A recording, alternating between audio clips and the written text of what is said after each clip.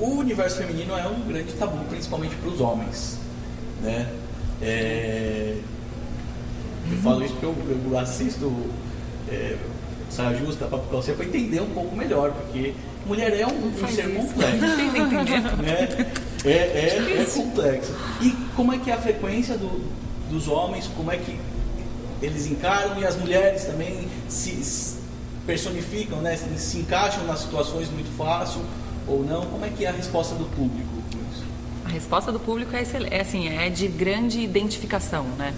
Os homens, eu acho que eles têm vários sentimentos, assim, às vezes eles ficam super aliviados porque eles olham para a mulher deles e falam assim, é normal, gente, graças a Deus. Né? E eles têm essa sensação de como se eles tivessem entrado no banheiro feminino e tivessem escutado as conversas, porque até então eles têm essa sensação de que as mulheres falam muito. Aí depois eles descobrem, assistindo essa peça, que elas só falam metade do que pensam, porque o que está dentro da cabeça da mulher é muito mais ainda, que ela não consegue verbalizar o que está acontecendo lá dentro, entendeu? Então, eu acho que esse universo feminino é um tabu para os homens, eles podem ficar relaxados, porque a gente também a gente não sabe muito bem também explicar.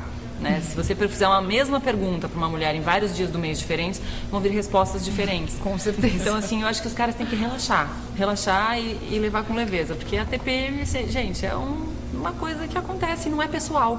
Por acaso, aquele é o cara que está do lado dela, que ela casou, mas não é pessoal com ele, assim, não. Né? Não é uma coisa que ele fez, né? Então, eu acho que é isso. E se torna pessoal, é só um desabafo, vai passar. Com certeza. Né? Porque às vezes você quer brigar com aquele cara mesmo. Sim, você sim. fala, não, mas eu quero irritar tanto ele que isso vai me dar prazer. E você fica, né, você fala, que gostoso ver ele irritado. É bom, mas depois passa. Depois passa. Bom, se Deus quiser, passa, né? Pois é. Mas você sabe que eu acho uma outra coisa bacana, assim, que o homem hoje em dia também está passando por um monte de mudanças, um monte de coisas diferentes que estão acontecendo, com o que é ser homem, quais são as possibilidades, vai ser pai solteiro, não vai ser descasado, vai ser o quê, vai casar de novo, enfim. Assim como as mulheres, né? Tem muitas possibilidades hoje em dia. Então, eu acho que para os homens que vêm também assistir, também é bacana para eles verem que, assim, claro, a gente está falando das mulheres, mas os homens também têm as crises, os dilemas, as questões deles, sabe? Às vezes eu acho que os homens estão um pouco até perdidos, porque tem uma nova mulher que nem as próprias mulheres sabem explicar o que é ainda, que é essa mulher que administra 500 papéis na vida, né? O de mãe, o de profissional e o de dona de si mesma. E essa mulher também não sabe muito bem quais são as medidas disso. E ela aí vai fazendo, né? Porque ela tem que fazer, exatamente. Né? E aí os caras ficam um pouco perdidos também, né? Então a gente está num momento, acho que, de transição social, assim, em que tudo cabe, se houver diálogo, tudo é possível, mas que precisa sempre observar para ver como agir, né?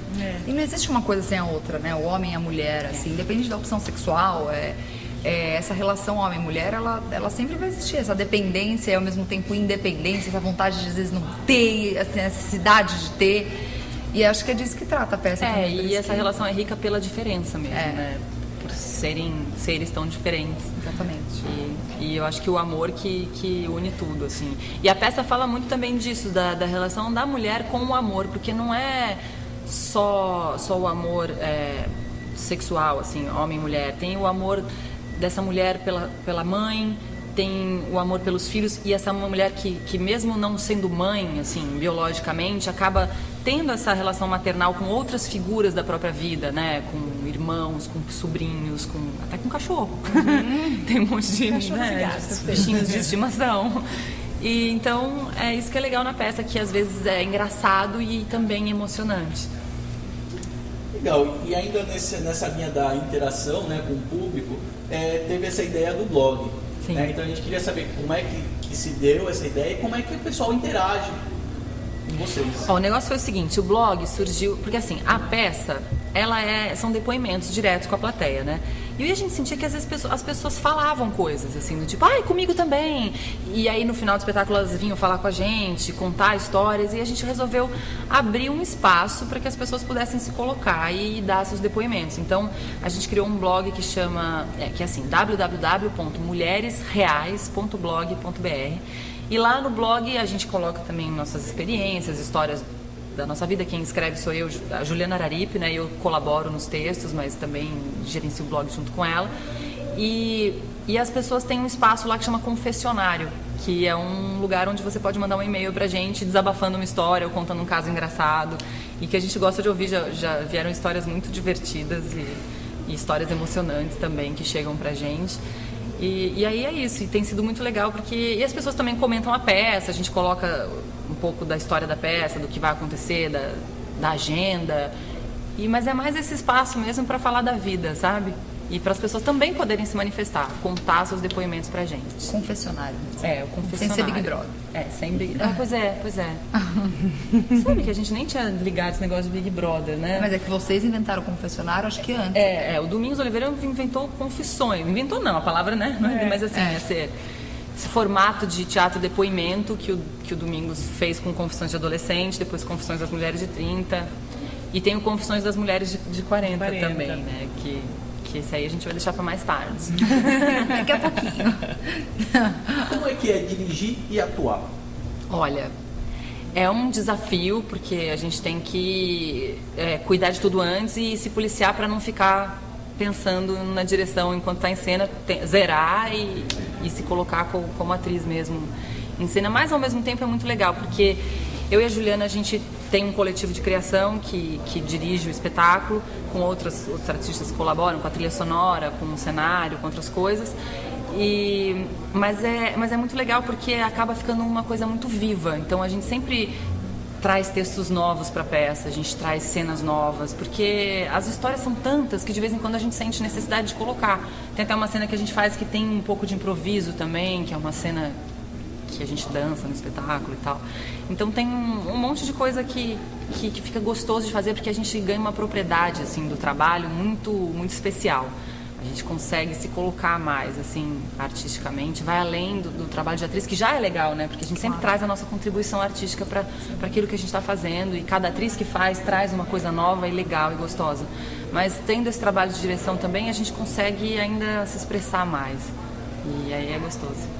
E sendo a peça flexível nessa questão que você falou que podem entrar cenas, sair cenas, já entrou alguma cena do confessionário? Não, o confessionário a gente está aguardando para fazer um outro espetáculo. A gente tem algumas... do confessionário? Confissões do confessionário. Confissões confessadas. Confissões confessadas, enfim. E a gente está guardando esse material para fazer um outro espetáculo, que assim, ainda é um projeto, a gente não conseguiu ainda tirar ele do papel, porque o Confissões 1, né? O Confissões do Domingos Oliveira, ele acaba tendo uma vida muito longa, assim, é uma peça que já está há um tempão e sempre tem espaço, sempre tem gente querendo ver, querendo assistir. Então a gente não conseguiu fazer ainda, mas está lá. Está lá e secreto. Está lá secreto. Queria agradecer muito a presença de vocês, né, nessa entrevista, e vocês aproveitarem e deixarem os contatos para contratar o show, onde está em cartaz. Ah, sim, então... E tem o Twitter também, né? Ah, é verdade, a gente tem um Twitter que é o CDM30, Confissões das Mulheres de 30, só as letras, CDM30, que a gente também responde as pessoas por ali. E através do blog, lá tem os e-mails de contato, então é www.mulheresreais.blog.br. Lá tem os e-mails de contato da gente, para contratar a gente para fazer o espetáculo, enfim, para o que quiserem também, para conversar com a gente, não é?